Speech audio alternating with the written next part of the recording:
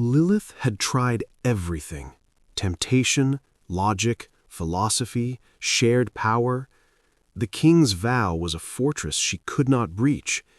In the end, her ancient mind, accustomed to solving problems through absolute power, settled on a final, simple equation. She took Mary. She brought Mary to the waterfall cavern, the sacred womb of the world, and placed her in a chamber of crystal and moss, visible but untouchable behind a wall of falling water. Mary was awake, afraid, but unharmed.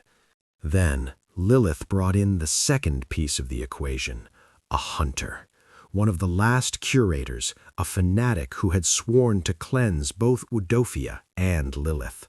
She broke his will, not his body, and forced him to his knees before Udofia. The man was paralyzed by her power. "A final test," she said. "A simple trade. The universe reduces even gods to barters. You feed on this hunter, and she walks free, untouched, back to her son. You keep your soul clean by saving hers." Udofia looked from Mary's desperate face to the hunter's terrified eyes. Lilith had finally misunderstood him completely. "You don't get to use her," Udofia said, his voice flat. "You don't get to use me like this." In a motion faster than grief, he snatched the silver dagger from the paralyzed hunter's belt, a petty, mortal weapon, and lunged not at the hunter, but at Lilith's heart. The blade sank into the left side of her chest, between her ribs. Lilith staggered back a step. She looked down at the hilt protruding from her, then up at him. A strange, wet laugh bubbled from her lips, not of pain, but of the bleakest irony.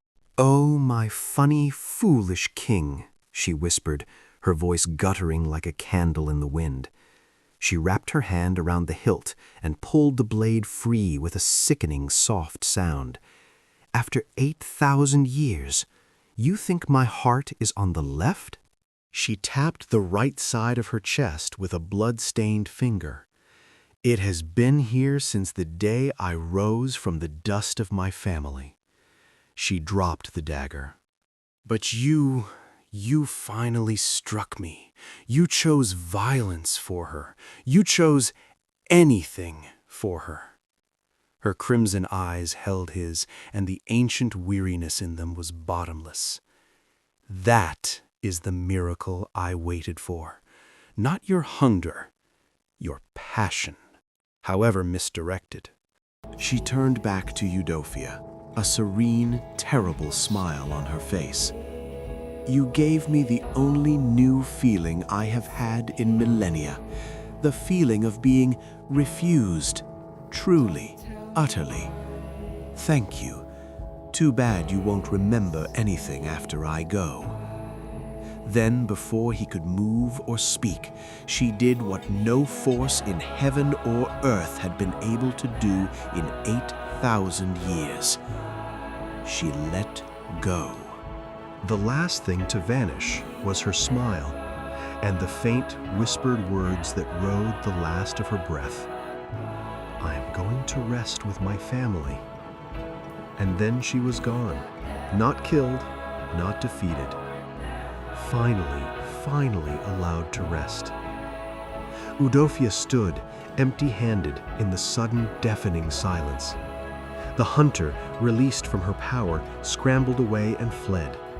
The cavern felt immense and hollow.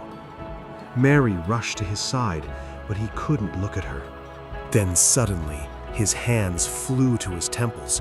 A choked, wordless cry tore from his throat, echoing off the cavern walls.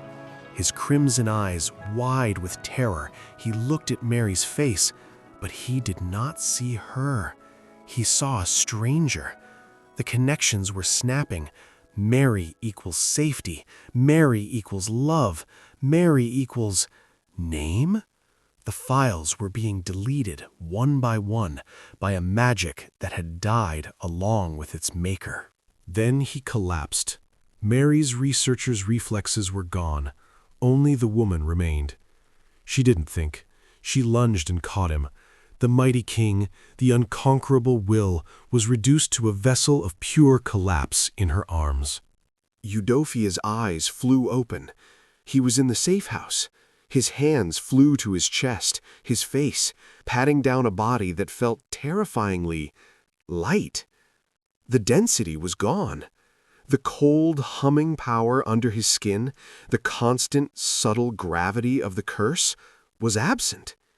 He felt hollow, like a cathedral stripped of its bell. Mary was there in an instant. She reached for him, her hand cool on his fevered forehead. "You're okay. You're safe. It's over."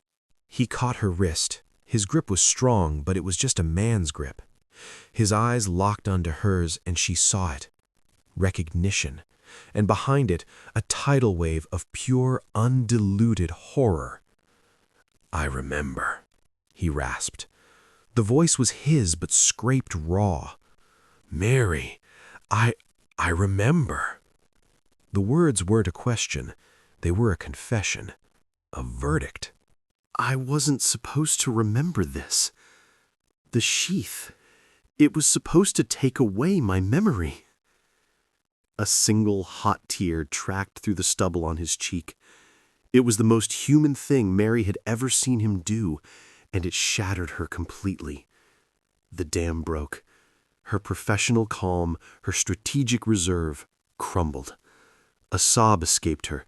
She didn't correct him. She didn't explain. She lunged forward, wrapping her arms around him. He was warm, alive, human, and he remembered. "I know," she whispered into his skin, her voice thick with tears. "I know. I remember too." He shuddered in her arms. They held on to each other like the last two survivors on a raft in a sea of forgotten gods and broken magic.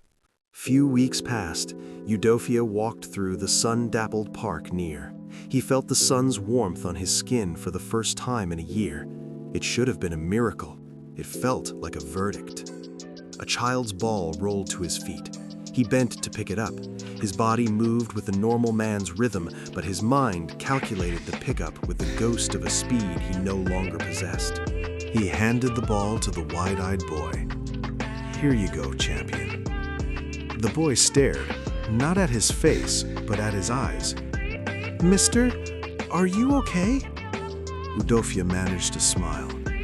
"I will be." He walked on. The war was over. The new war was learning to live in the silence, to make coffee without listening for the city's heartbeat, to hold Mary without fearing his strength, to be a policeman who had once been a king.